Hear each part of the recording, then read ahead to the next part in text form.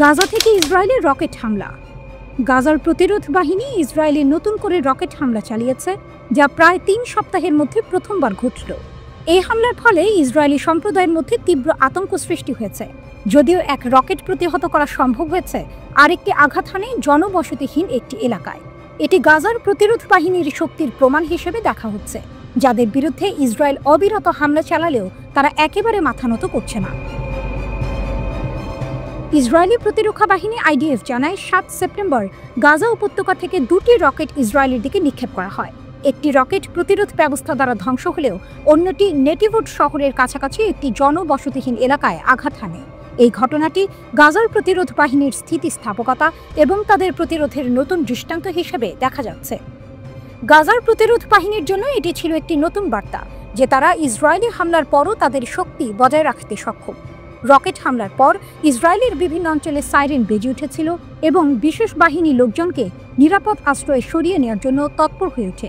তবে কিছুক্ষণ পর পরিস্থিতি স্বাভাবিক হয়ে আসে এবং IDF নাগরিকদের জানায় বিপদ কেটে গেছে। ইসরায়েলের টানা হামলায় প্রায় পুরো গাজা ধ্বংস হয়ে গেছে। গাজার সরকারের গণমাধ্যম দপ্তরের তথ্য অনুযায়ী গাজার অবকাঠামোর ৯০% ধ্বংস হয়েছে। ক্ষতির পরিমাণ দাঁড়িয়েছে $৬,৮০০ কোটি বেশি। আরব বিশ্ব বলছে এই হামলা শুধুমাত্র ধ্বংসযোগ্য নয়, এটি এক পদ্ধতিগত গণহত্যা ও জোরপূর্বক বাস্তুচ্যুতি নীতির প্রতিফলন। ৭৩,৭০০ জন মানুষ নিহত বা নিখোঁজ হয়েছেন, যার মধ্যে ২০,০০০ শিশু এবং ১২,৫০০ নারী রয়েছেন।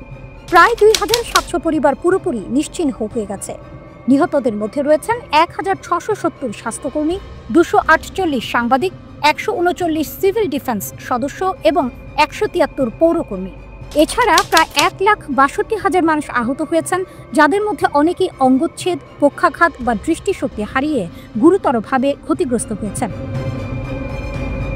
ইসরায়েল দাবি করছে যে তাদের হামলার একমাত্র লক্ষ্য সশস্ত্র গোষ্ঠী হামাস এবং তাদের ব্যবহৃত স্থাপনা। তারা বলছে হামাস ধ্বংস না হলে এই যুদ্ধ থামবে না। তবে ফিলিস্তিনি জনগণ এবং আন্তর্জাতিক মানবাধিকার সংগঠনগুলো ইসরায়েলের এই দাবি অস্বীকার করছে। গাজার অভ্যন্তরীণ পরিস্থিতি ভয়াবহ। ৩৮টি হাসপাতাল, ৮৩৩টি মসজিদ, ১৬৩টি শিক্ষা প্রতিষ্ঠান এবং হাজার হাজার সরকারি ভবন ক্ষতিগ্রস্ত হয়েছে। কিন্তু এর মধ্যে একদম অটল থেকেছে গাজার প্রতিরোধ বাহিনী। তারা জানিয়ে দিয়েছে যে ইসরায়েল যতই তাদের উপর আক্রমণ চালাক, তারা তাদের স্বাধীনতা এবং অধিকার রক্ষার জন্য অবিচল থাকবে।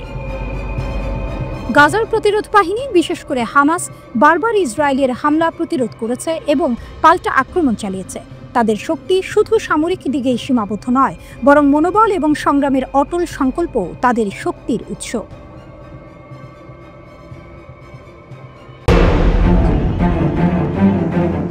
রাতের অন্ধকারে গুলি আর ধোঁয়া ছড়িয়ে পড়েছে আল জাইতুন এলাকায়। গাজা শহরের প্রতিরোধ বাহিনী আল কাসম ব্রিগেড আবারও তাদের শক্তির প্রমাণ দিল। ৩টি ইসরায়েলি মেরকাভা ট্যাঙ্কের উপর হামলা চালিয়ে তারা শুধুমাত্র গুলি ছোড়েনি, বরং ইসরায়েলি বাহিনীর সাহসিকতাকে চ্যালেঞ্জ জানিয়েছে। হামলার পরিকল্পনা এবং বাস্তবায়ন। ৩১ অগস্ট সালাহ আল দিন মসজিদ ও আল জাইতুন ক্লিনিকের কাছাকাছি জায়গায় এই হামলা পরিচালিত হয়। ট্যাঙ্কগুলো গাজা সিটির দক্ষিণে আল কাসাম যোদ্ধাদের কাছে চলে আসে। সঠিক মুহূর্তে স্থানীয়ভাবে তৈরি ইয়াসিন 105 শেল আর শাওয়াজ বিস্ফোরক ডিভাইস ব্যবহার করে আল কাসাম যোদ্ধারা ট্যাঙ্কগুলোকে লক্ষ্য করে হামলা চালায়। কিছুক্ষণের মধ্যে ৩টি মেরকাভা ট্যাঙ্ক ধ্বংস হয়ে যায়, তাদের শক্তির অগ্রযাত্রা থামিয়ে দেওয়া হয়। কিন্তু এই হামলা শুধুমাত্র একটি যুদ্ধের ঘটনা নয়, এটি এক নতুন শুরুর গল্প। আল কাসাম ব্রিগেড এই অঞ্চলে একাধিক আক্রমণ পরিচালনা করেছে। তাদের কৌশল ছিল সোজা, সরাসরি ট্যাঙ্কে হামলা এবং ঘরবাড়ির ভেতরে সুরক্ষিত ইসরায়েলি বাহিনীকে অ্যাম্বুশ করে ধ্বংস করা। আর এর পেছনে ছিল তাদের এক অদম্য শক্তি, দৃঢ় সংকল্প এবং স্থানীয়ভাবে তৈরি বিস্ফোরক ডিভাইসের মস্তিষ্ক। ৩টি ট্যাঙ্ক, এক শক্তিশালী বার্তা। এভাবে আল কাসাম যোদ্ধারা প্রতিরোধ গড়ে তুলেছে, ইসরায়েলি বাহিনীর একের পর এক প্রচেষ্টা ব্যর্থ করে দিয়েছে। তারা ঘনবসতিপূর্ণ এলাকায় অগ্রসর হওয়া ইসরায়েলি বাহিনীর কাছে এক বড় চ্যালেঞ্জ হয়ে দাঁড়িয়েছে। ট্যাঙ্ক বিরোধী কৌশল এবং বুদ্ধিমত্তার ব্যবহার তাদের সাফল্যের চাবিকাঠি। একে একে তাদের প্রতিরোধ কৌশলগুলো ইসরায়েলি বাহিনীর জন্য ভয়াবহ হয়ে উঠেছে। এই শক্তির পেছনে রয়েছে তাদের একসাথে কাজ করা সামরিক শাখাগুলো। আল কাসাম ব্রিগেড এবং আল কুদস ব্রিগেডের সমন্বয়ে গাজা সিটি, খান ইউনিস ও রাফা এলাকায় একযোগে মর্টার, ট্যাঙ্ক বিরোধী ক্ষেপণাস্ত্র এবং বিস্ফোরক ডিভাইস ব্যবহার করে ইসরায়েলি কমান্ড পোস্টগুলিতে আক্রমণ চালানো হয়েছে। একের পর এক আক্রমণ, একের পর এক সফল অভিযান। ইসরায়েলি বাহিনীর অসহায়ত্ব। ইসরায়েলি সামরিক বাহিনীও মানছে যে ফিলিস্তিনি প্রতিরোধ বাহিনী ক্রমশ আরও শক্তিশালী হয়ে উঠছে। তারা বলছে হামাস যোদ্ধারা যুদ্ধে আরও সংগঠিত এবং বাহিনীর মুখোমুখি হতে সাহসী। যুদ্ধের কৌশল পরিবর্তন, নতুন নতুন অস্ত্রের ব্যবহার এবং প্রতিরোধের এই নতুন দিক দেখাচ্ছে যে গাজা সিটি আর কখনো আগের মতো থাকবে না। এটা স্পষ্ট আল কাসাম ব্রিগেড ও ফিলিস্তিনি প্রতিরোধ বাহিনী তাদের কৌশল এবং শক্তির মাধ্যমে এক নতুন দিগন্ত তৈরি করছে। একদিকে যেমন ইসরায়েলি বাহিনী শক্তির জোরে এগিয়ে যেতে চায়, অন্যদিকে আল কাসামের শত্রুকে ঘায়েল করার কৌশল এবং প্রতিরোধের আগুন আরও শক্তিশালী হয়ে উঠছে। আর গাজা সিটির আকাশে তখন অন্যরকম বাতাস, এক যুদ্ধের নতুন অধ্যায়ের শুরু। এটি সাধারণ একটি যুদ্ধের কাহিনী নয়, এটি এক জাতির শক্তির গল্প যাদের অগ্রযাত্রা থামানো সম্ভব হয়নি। 2 মাস লুকিয়ে রাখার পর বেরিয়ে এলো ইসরায়েলের আসল দুর্বলতা। ভোরবেলা 17 জুন, চারপাশে নীরবতা, শুধু পাখির ডাক। হঠাৎ আকাশ ফুঁড়ে নেমে আসে এক ভয়ঙ্কর শব্দ। মুহূর্তেই কেঁপে ওঠে বাজান শহরের প্রাণকেন্দ্র, বিশাল তেল শোধনাগার। কয়েক সেকেন্ডের মধ্যে আগুন, ধোঁয়া আর ধ্বংসস্তূপ। তখন হয়তো কেউ ভাবেনি এই হামলার সত্যিটা 2 মাস পরে বের হবে, আর সেই সত্যি গোটা বিশ্বের নিরাপত্তা ভাবনায় কাঁপন ধরাবে। ইসরায়েলের নীরবতা ইরানের গোপন শক্তি। যুদ্ধবিরতির পর থেকে ইসরায়েল চুপচাপ। নেতানিয়াহুর প্রশাসন একটিও শব্দ উচ্চারণ করেনি। সবাই ভেবেছিল হয়তো বড় ক্ষতি হয়নি, কিন্তু ইরানের রাষ্ট্রীয় বার্তা সংস্থা মেহের নিউজ এক প্রতিবেদনে জানায় বাজানের শোধনাগার শুধু আঘাত পায়নি, একেবারে ভস্মীভূত হয়েছে। প্রাণ হারিয়েছেন অন্তত 3 জন কর্মী, ক্ষতির পরিমাণ $200 মিলিয়ন ছাড়িয়েছে। পুরো জ্বালানি সরবরাহ ব্যবস্থা ভেঙে পড়েছে। শুধু তাই নয়, শোধনাগারটি এখন পুরোপুরি বন্ধ, আবার চালু হতে কয়েক মাস লেগে যাবে। হামলার চিত্র। হিব্রু সংবাদ মাধ্যমের বরাতে বলা হয়েছে ক্ষেপণাস্ত্রটি আঘাত হানার সঙ্গে সঙ্গে শোধনাগারের একটি বড় কক্ষ ধসে পড়ে। ধ্বংসস্তূপ ও আগুনের নিচে চাপা পড়ে 3 জন কর্মী মারা যান। ইসরায়েলের বিদ্যুৎ ব্যবস্থা, আলোকসজ্জা আর জ্বালানি সরবরাহ ব্যাপকভাবে ভেঙে পড়ে। অর্থাৎ এক আঘাতেই ইরান দেখিয়ে দিয়েছে শুধু সামরিক ঘাঁটি নয়, ইসরায়েলের অর্থনীতির হৃৎপিণ্ডও টার্গেট করতে পারে তারা। এই হামলা কোনো আকস্মিক ঘটনা নয়, এটি ছিল ইরানের ইসলামী বিপ্লবী গার্ড বাহিনীর ট্রু প্রমিস 3 অভিযানের অংশ। এর আগে 13 জুন থেকে টানা 12 দিন ইসরায়েল ইরানের ঘাঁটি, পারমাণবিক স্থাপনা আর আবাসিক এলাকায় বিমান হামলা চালায়। জবাব দিতে দেরি করেনি তেহরান। একের পর এক ক্ষেপণাস্ত্র ছুড়ে তারা জানিয়ে দিয়েছে, আমরা আঘাত হানলে তার প্রতিধ্বনি বাজবে তেল আবিবে। এতটাই ভয়ঙ্কর ছিল পরিস্থিতি যে যুক্তরাষ্ট্রকেও তড়িঘড়ি যুদ্ধবিরতির ডাক দিতে হয়। অবশেষে 24 জুন কার্যকর হয় যুদ্ধবিরতি। ভাবুন, একদিকে আগুনে জ্বলছে বিশাল তেল শোধনাগার, চারপাশে কালো ধোঁয়ার বেগ। অন্যদিকে ইরানের নিয়ন্ত্রণ কক্ষে লাল আলো জ্বলছে, স্ক্রিনে ভেসে উঠছে টার্গেট সফল হওয়ার খবর। যেখানে ইসরায়েল গোপনে ক্ষত লুকিয়েছে, সেখানেই ইরান বিশ্বকে দেখিয়েছে নিজের নতুন শক্তি। এই হামলা প্রমাণ করেছে ইরান শুধু প্রতিরক্ষা নয়, আক্রমণেও সমান ভয়ঙ্কর। আর ইসরায়েলের সবচেয়ে সুরক্ষিত স্থাপনায় আঘাত হানার ক্ষমতা রাখে তারা। বিশ্বজুড়ে আলোচনার ঝড় উঠেছে। ইসরায়েল কি সত্যি অভেদ্য, নাকি তেহরানের হাতে এমন এক শক্তি উঠে এসেছে যেটি গোটা মধ্যপ্রাচ্যের খেলার নিয়মে পাল্টে দিতে পারে?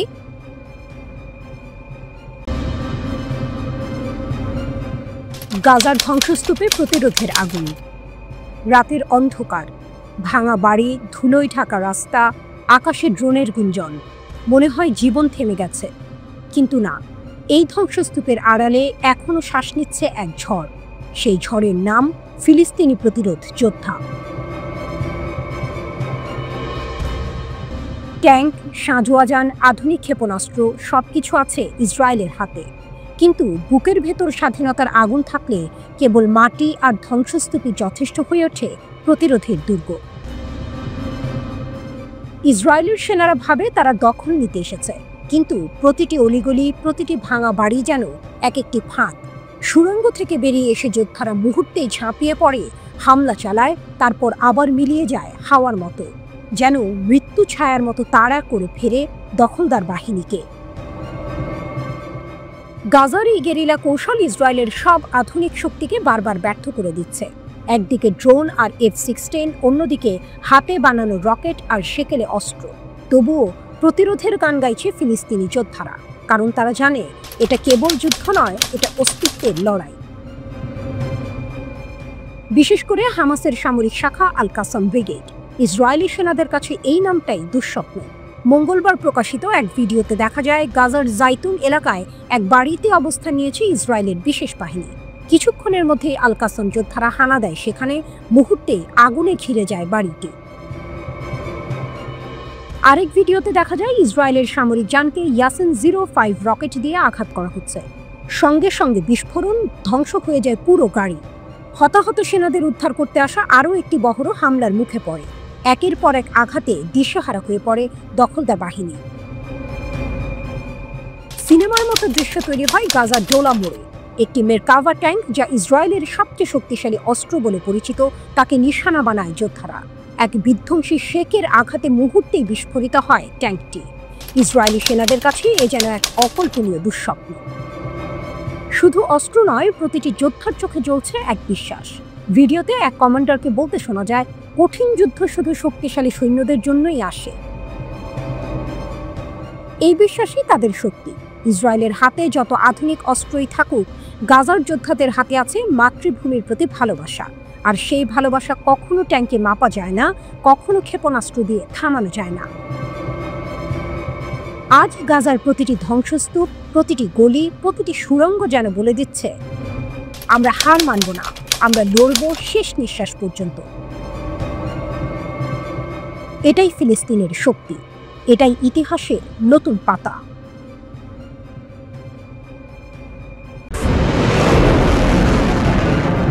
আগুনের ঝড়ে জেগে উঠল ইয়েমেন, পাশে দাঁড়ালো ইরান।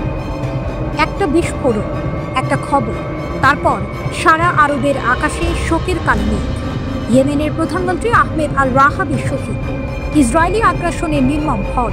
কিন্তু এই মৃত্যু কেবল একজন নেতার নয়, এটি যেন একটি জাতির প্রতিরোধের আহ্বান, দখলদারিত্বের শেষ চাপ। ইরানের গর্জন, আগ্রাসনের বিরুদ্ধে রণহুঙ্কার। তেহরান চুপ থাকেনি। ইরানের পররাষ্ট্র মন্ত্রণালয় কঠিন ভাষায় বলেছে, এটি শুধু একটি হামলা নয়, এটি সন্ত্রাসবাদ। তারা আন্তর্জাতিক সম্প্রদায় ও ইসলামী দেশগুলোর উদ্দেশ্যে ঘোষণা করল, এখনই ব্যবস্থা নিন, এই দুর্বৃত্ত সত্তাকে থামাতে হবে। ইরানের কণ্ঠে যেন প্রতিধ্বনিত হচ্ছিল ইতিহাসের সেই দৃঢ় সংকল্প, যে সংকল্প বারবার সাম্রাজ্যবাদীদের রুখে দিয়েছে। সানার রাস্তা উন্মাতাল। ইসরায়েলি আগ্রাসনের খবর ছড়িয়ে পড়তে ইয়েমেন জেগে উঠল। রাজধানী সানার আল সাবাইন স্কোয়ারে লাখো মানুষের ঢল। গাজার সঙ্গে সংহতি জানিয়ে তারা উত্তোলন করল ফিলিস্তিনের পতাকা। দৃশ্যটা যেন সিনেমার ফ্রেম। অভিনেতারা মানুষ, আলো তাদের চোখে, কিন্তু ক্যামেরা ধরছে প্রতিরোধের প্রতীকটা। লাল রেখা অতিক্রম। আনসার আল্লাহ আন্দোলনের রাজনৈতিক ব্যুরোর সদস্য মোহাম্মদ আল বুখাইতির কণ্ঠে তখন বজ্রপাত। তিনি বললেন, প্রধানমন্ত্রীর সভাকে লক্ষ্য করে শত্রু লাল রেখা অতিক্রম করেছে, যুদ্ধ নতুন অধ্যায়ে প্রবেশ করেছে, প্রতিশোধ আসবেই। এখানেই টুইস্ট। আল বুখাইতি আর কোনো কূটনৈতিক ভাষায় আটকে থাকলেন না। তার ঘোষণা স্পষ্ট, আমাদের কর্মকাণ্ড আমাদের কথার আগে হবে। গাজার জন্য প্রতিজ্ঞা। আল বুখাইতি স্পষ্ট করে দিলেন, ফিলিস্তিনের মুক্তি আনসার আল্লাহর মূল লক্ষ্য। ইয়েমেনের রাষ্ট্রপতি মাহদি আল মাসাতের বক্তৃতায়ও একই প্রতিশ্রুতি। তাদের ভাষায়, যে কোনো মূল্যেই হোক গাজার পাশে ইয়েমেন থাকবে। এই ঘোষণা শুধু কথার নয়, ইয়েমেন ইতিমধ্যে অসংখ্য পাল্টা হামলা চালিয়েছে শত্রুর বিরুদ্ধে। আল বুখাইতি ইঙ্গিত দিলেন, এবার পাল্টা আঘাত আরও ভয়ঙ্কর হবে। পশ্চিমাদেরও সতর্কবার্তা। তিনি মনে করিয়ে দিলেন, আমরা ব্রিটেন ও আমেরিকাকে শাস্তি দিতে পেরেছি, এবার একই শিক্ষা পাবে ইহুদিবাদী শত্রু। কথাগুলো যেন ধ্বংসস্তূপের ভেতর থেকে ভেসে আসা প্রতিজ্ঞা। ভবিষ্যতের প্রতিশোধের ঝড় আসছে। মুসলিম বিশ্বকে বার্তা। মুসলিম ব্রাদারহুডের এক বিবৃতিতে ইতিবাচক আখ্যা দিলেও আল বুখাইতি আফসোস করলেন, ইসলাম দলের অবস্থান আলাদা। তিনি বললেন, আমরা চাই না এটি কেবল বাকনি অবস্থান হোক, আমাদের প্রয়োজন বাস্তব পদক্ষেপ। ইরান ইয়েমেনের ঐক্য, দুটো শক্তির মিলন, তেহরান ও সানা। ইরান দাঁড়িয়েছে কূটনীতির মঞ্চে আর ইয়েমেন দাঁড়িয়েছে যুদ্ধক্ষেত্রে। একজন বলছে আন্তর্জাতিক আইন ভেঙে দখলদারিত্ব চলবে না, আরেকজন বলছে আমাদের হাতেই হবে প্রতিশোধ। মৃত্যুর অন্ধকারকে ভেদ করে উঠে আসছে প্রতিরোধের আলোর রেখা। বার্তা একটাই, ইয়েমেন মাথা নত করবে না, ইরান নিশ্চুপ থাকবে না। আর ইতিহাসের পাতায় লেখা হবে নতুন অধ্যায়, যেখানে দখলদারিত্ব ভেঙে পড়বে ঐক্যের ঝড়ে। গাজায় তীব্র প্রতিরোধ, 4 ইসরায়েলি সৈন্য নিখোঁজ। গাজা উপত্যকা ভয়ঙ্কর সংঘর্ষ, হামাসের সঙ্গে 3টি তীব্র যুদ্ধে 4 জন ইসরায়েলি সৈন্য নিখোঁজ। পরিস্থিতি এতটাই গুরুতর যে ইসরায়েলি সেনারা খুঁজে বের করার জন্য হেলিকপ্টার পাঠিয়েছিল, কিন্তু হামাস তাদের জন্য নিয়ে আসলো এক ভয়ঙ্কর চ্যালেঞ্জ। হামাসের অ্যাম্বুশে ফাঁদ, আল কাসাম ব্রিগেডের যোদ্ধারা তৎপর। নাইট ভিশন সরঞ্জাম দিয়ে তারা ইসরায়েলি বাহিনীর অবস্থান নজরে রেখেছিল। এরপর শুরু হয় পরিকল্পিত অ্যাম্বুশ। গাজার আল জৈতুন, সাবরাপাড়া এবং জাবালিয়া ক্যাম্পে হামাস তাদের সব শক্তি ব্যবহার করে। এমন প্রস্তুতি ও একযোগে হামলার কারণে ইসরায়েলি হেলিকপ্টারগুলো 6 বার গুলিবিদ্ধ হয়। প্রথম ঘটনার কয়েক মিনিটের মধ্যেই আরও 2টি গুরুতর ঘটনা ঘটে আর এতে আরও সৈন্য আহত হয়। কুদস নিউজের খবরে বলা হয়েছে, আহত সৈন্যদের উদ্ধার করতে গিয়ে একটি দল সরাসরি হামাসের ফাঁদে পড়ে। হানিবল প্রোটোকল চালু, সংঘর্ষের তীব্রতা বাড়ায় ইসরায়েলি সেনারা বিতর্কিত হানিবল প্রোটোকল সক্রিয় করে। এই প্রোটোকল অনুযায়ী যদি সৈন্য ধরা পড়ার আশঙ্কা থাকে, এমনকি তাদের নিজস্ব জীবন হুমকির মুখে পড়লেও মারাত্মক শক্তি ব্যবহার করা যায়। যুদ্ধক্ষেত্রে এই সিদ্ধান্তের মাত্রা বোঝায় পরিস্থিতি কতটা উত্তপ্ত। হামাস ও আল কাসামের শক্তি, আল কাসাম ব্রিগেড প্রমাণ করলেও তারা শুধু আক্রমণ নয়, প্রতিরক্ষায় দক্ষ। হঠাৎ হামলা, অ্যাম্বুশ, রাতে কার্যকরী অস্ত্র সবই তাদের শক্তির সাক্ষ্য। একাধিক স্থানে ভারী সুরক্ষিত অবস্থানে হামলা চালিয়ে তারা ইসরায়েলি সেনাদের আটকে রাখতে সক্ষম হয়। সংঘর্ষের চিত্র, যুদ্ধক্ষেত্রের চারপাশে তীব্র গোলাবর্ষণ। ইসরায়েলি যুদ্ধবিমান ও ড্রোন যোগ দিলেও হামাসের অ্যাম্বুশ ও ফাঁদ প্রতিটি প্রচেষ্টা বাধাগ্রস্ত করে। আল জৈতুন থেকে জাবালিয়া পর্যন্ত কামান, হেলিকপ্টার আক্রমণ, সব মিলিয়ে এক সিনেমার মতো চিত্র। এদিকে আবু ওবাইদার সতর্কবার্তা মনে করিয়ে দেয়, গাজা শহরে প্রবেশ করলে আইডিএফকে ভারী মূল্য দিতে হবে। নিখোঁজ সৈন্যদের খবর এই সতর্কবার্তার বাস্তব প্রমাণ। হামাস এবং আল কাসামের একযোগী পরিকল্পনা ইসরায়েলের জন্য দুশ্চিন্তা। গাজার রাত এখন শুধু অন্ধকার নয়, যুদ্ধের ভয়ঙ্কর চিত্র। আকাশে হেলিকপ্টার, মাটিতে অ্যাম্বুশ, আর সামনে অপেক্ষা করছে চরম অজানা। এই সংঘর্ষ শুধু সৈন্যদের জন্য নয়, মধ্যপ্রাচ্যের জন্য এক নতুন সতর্কবার্তা। হামাস দেখিয়েছে তারা শুধু লড়াই জানে না, ভবিষ্যতের জন্য প্রস্তুত। মধ্যপ্রাচ্যের উত্তপ্ত আকাশে তাই নতুন গল্পের সূচনা। এই যুদ্ধ এখনো থেমে যায়নি, তবে একটি সত্য, হামাস এবং আল কাসামের শক্তি এবার সরাসরি ইসরায়েলের চ্যালেঞ্জ হয়ে দাঁড়িয়েছে।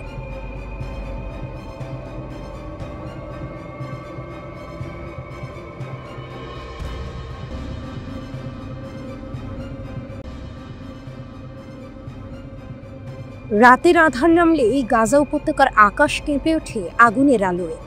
বিস্ফোরণ, গর্জন আর ধোঁয়ার ভেতর দিয়ে শোনা যায় ফিলিস্তিনি প্রতিরোধ যোদ্ধাদের প্রতিশোধের গান। যেন মৃত্যুর ভেতর দিয়ে জন্ম নিচ্ছে নতুন প্রতিরোধের শক্তি। ধ্বংসস্তূপের ভেতর থেকেও লড়াই। ইসরায়েলের বিমান হামলায় খান ইউনিসের দক্ষিণাঞ্চল ধ্বংসস্তূপে পরিণত হয়েছে, তবু থেমে নেই প্রতিরোধ।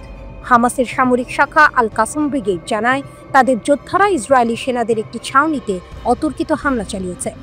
মর্টার, ট্যাঙ্ক বিধ্বংসী গোলা, এমনকি হাতে তৈরি বিস্ফোরক দিয়েও তারা প্রতিরোধ গড়ে তুলছে। ফিলিস্তিনি ইসলামিক জিহাদের সামরিক শাখা আল কুদস ব্রিগেড একটি ফুটেজ প্রকাশ করেছে, যেখানে দেখা যায় যৌথভাবে ইসরায়েলি একটি সাঁজোয়া যানকে বিধ্বস্ত করছে তারা। ছোট ছোট প্লাটুন, হাতে সীমিত অস্ত্র, তবুও ভয়ঙ্কর বার্তা দিচ্ছে বিশ্বের অন্যতম শক্তিশালী সেনাবাহিনীকে।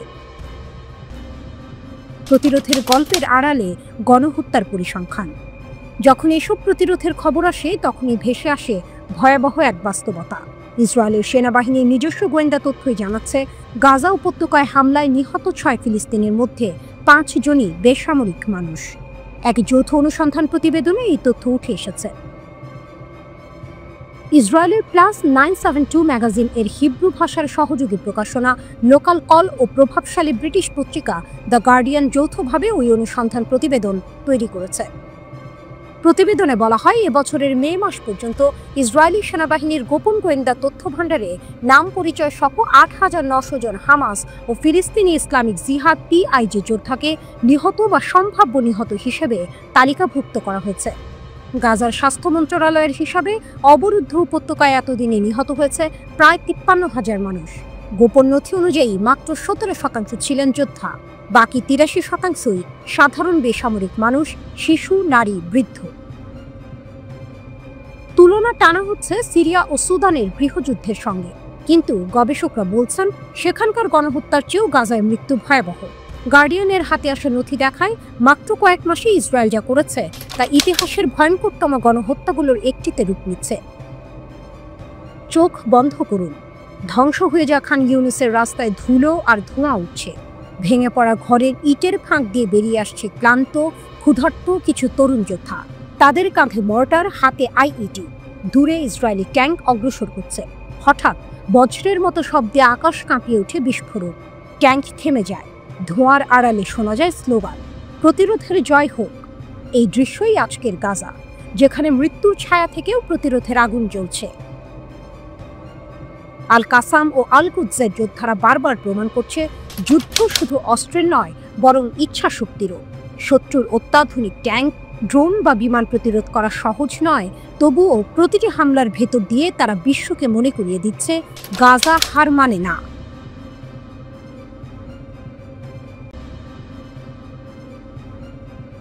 গাজার মাটিতে অগাস্টের আকাশ, ভোরের নিস্তব্ধতা। ঠিক তখনই যেন বাজ পড়ে যায়। খান ইউনিসের দক্ষিণে ইসরায়েলি সেনাদের এক শিবির হঠাৎ করেই কেঁপে ওঠে। সুড়ঙ্গের অন্ধকার গলিপথ থেকে আলোয় বেরিয়ে আসে 18 জন আল কাসম যোদ্ধা। গর্জন তোলে মেশিন গান, ধ্বংস ডেকে আনে রকেট চালিত গ্রেনেড, আর সেই মুহূর্তেই শুরু হয় গাজার ইতিহাসের এক অনিবার্য নাটক, এক মহাকাব্যিক আকস্মিক আক্রমণ। এ যেন আগুনের বৃষ্টি। ইস্পাতের মেরকাভা 4 ট্যাঙ্কগুলো লক্ষ্য করে ছুটে যায় সুয়াত বিস্ফোরক।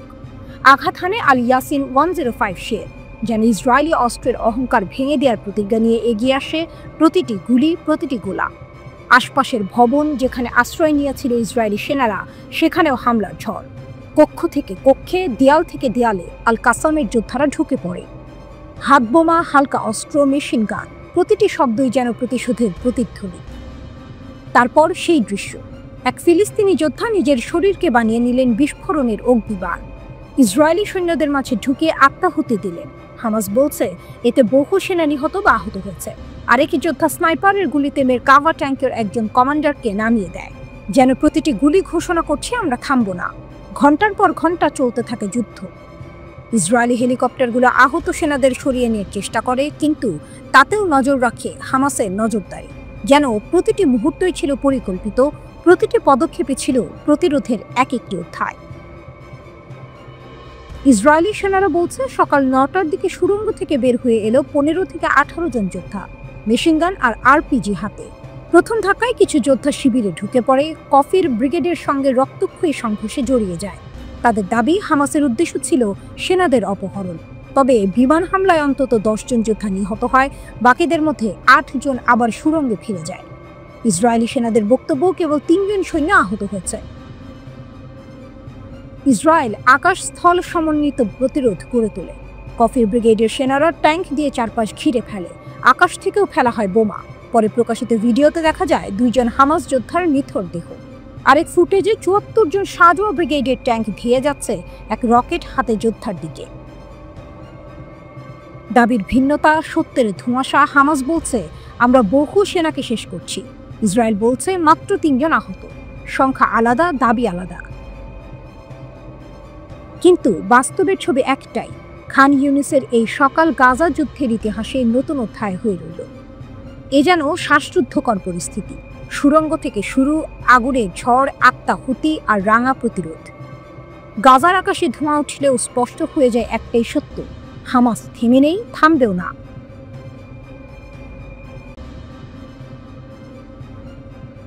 ড্রোন মিসাইলের ঝড়ে কেঁপে উঠল ইসরায়েল, হুথিদের চমকপ্রদ শক্তি প্রদর্শন। রাতের অন্ধকারে হঠাৎ করেই বেজে ওঠে সাইরেন। তেল আবিব থেকে শুরু করে মধ্য ইসরায়েলের আকাশ জুড়ে আতঙ্কের ছায়া, কারণ ইয়েমেনের হুথি বিদ্রোহীরা আবারও এমন এক শক্তি প্রদর্শন করল যা ইসরায়েলি প্রতিরক্ষা ব্যবস্থাকেও বিভ্রান্ত করে দিল। ড্রোনের আক্রমণের পর এবার আকাশে ছুটে যায় এক ব্যালিস্টিক ক্ষেপণাস্ত্র। ক্যামেরায় ধরা পড়ে সেই ভয়ঙ্কর মুহূর্ত। নামার সময় মাঝ আকাশেই ভেঙে যায় ক্ষেপণাস্ত্রটি। ইসরায়েলি বিমান বাহিনী একের পর এক ইন্টারসেপ্টর মিসাইল ছুঁড়ে তার টুকরোগুলো ধ্বংস করার চেষ্টা করে। কয়েকটি টুকরো মধ্য ইসরায়েলের বিভিন্ন জায়গায় গিয়ে পড়লেও কোনো হতাহতের ঘটনা ঘটেনি। কিন্তু এ যেন শুধু এক টুকরো ছবি। পুরো নাটকীয় ঘটনাটি শুরু হয়েছিল তারও আগে, যখন ইয়েমেন থেকে ছোড়া একটি ড্রোন ইসরায়েলের দক্ষিণ আকাশে ঢুকে পড়ে। প্রতিরক্ষা ব্যবস্থা বারবার চেষ্টা করেও একবারে তা নামাতে পারেনি। কয়েক দফা লড়াইয়ের পর অবশেষে ভূপাতিত করা হয় সেই চালকবিহীন ড্রোন। তার আগেই গাজার সীমান্ত ও মিশরের কাছাকাছি এলাকায় বাজতে থাকে সতর্কতামূলক সাইরেন। হামলার পরই ইয়েমেনে উত্তাল জনসমুদ্র। হাজার হাজার হুথি সমর্থক রাইফেল হাতে ফিলিস্তিনি পতাকা উড়িয়ে ইসরায়েল বিরোধী স্লোগান তুলছিল। সেই সমাবেশের ঠিক পরপরই হামলা চালিয়ে বিশ্বকে বার্তা দিল হুথিরা, আমরা আছি, আমাদের শক্তি থেমে নেই। মুখপাত্র ব্রিগেডিয়ার জেনারেল ইয়াহিয়া সারি ঘোষণা করেন, প্যালেস্টাইন 2 ব্যালিস্টিক ক্ষেপণাস্ত্র ইসরায়েলি প্রতিরক্ষা ভেদ করেছে। আমাদের লক্ষ্য ছিল বেন গুরিয়ন বিমানবন্দর। আমরা বিভ্রান্তি তৈরি করেছি, মিলিয়ন মিলিয়ন ইসরায়েলি আশ্রয়কেন্দ্রে পালিয়েছে, বিমানবন্দরের কার্যক্রম বন্ধ হয়েছে। তিনি আরও দাবি করেন, শুধু ক্ষেপণাস্ত্র নয়, তেল আবিব ও আশকেলনের সামরিক ঘাঁটিতে 2টি ড্রোনও নিক্ষেপ করা হয়েছে। এটি কোনো বিচ্ছিন্ন ঘটনা নয়। গত 2023 সালের নভেম্বরে প্রথম ইসরায়েলের বিরুদ্ধে হামলা চালায় ইয়েমেনের হুথিরা। এরপর থেকে আকাশপথে যেন এক নতুন যুদ্ধের সূচনা হয়েছে। 2025 সালের জানুয়ারিতে স্বল্পমেয়াদী যুদ্ধবিরতির সময় আক্রমণ থেমেছিল বটে, কিন্তু ততদিনে তারা ইসরায়েলের দিকে ছুঁড়েছে 40টিরও বেশি ব্যালিস্টিক ক্ষেপণাস্ত্র ও ড্রোন। এরপর আবারও মার্চ মাসে যখন আইডিএফ গাজায় হামলা জোরদার করে, তখন থেকে হুথিদের পাল্টা আক্রমণ আরও তীব্র হয়। সর্বশেষ হিসাবে তারা 71টি ব্যালিস্টিক ক্ষেপণাস্ত্র এবং অন্তত 23টি ড্রোন নিক্ষেপ করেছে। এর মধ্যে কয়েকটি ব্যর্থ হলেও বাকিগুলো ইসরায়েলের আকাশ প্রতিরক্ষায় এক অপ্রতিরোধ্য চাপ তৈরি করেছে। এই ঘটনাগুলো শুধু হামলা নয়, এ যেন বার্তা। ইয়েমেনের ভগ্নদশা ভূমি থেকে উঠে আসা এক বিদ্রোহী শক্তি আজ এমন এক অবস্থানে দাঁড়িয়েছে যেখানে ইসরায়েলের মতো আধুনিক প্রযুক্তি নির্ভর রাষ্ট্র বারবার বাধ্য হচ্ছে সতর্ক সংকেত বাজাতে। প্রশ্ন জাগছে, এই সংঘাত কোথায় গিয়ে থামবে আর কতটা দূর পর্যন্ত তাদের ক্ষেপণাস্ত্র পৌঁছাবে? নিশ্চিত উত্তর কেউ জানে না। তবে এটা স্পষ্ট, হুথিদের শক্তি এখন শুধু ইয়েমেনেই সীমাবদ্ধ নয়, তা ছড়িয়ে পড়েছে মধ্যপ্রাচ্যের রাজনীতির কেন্দ্রবিন্দুতে।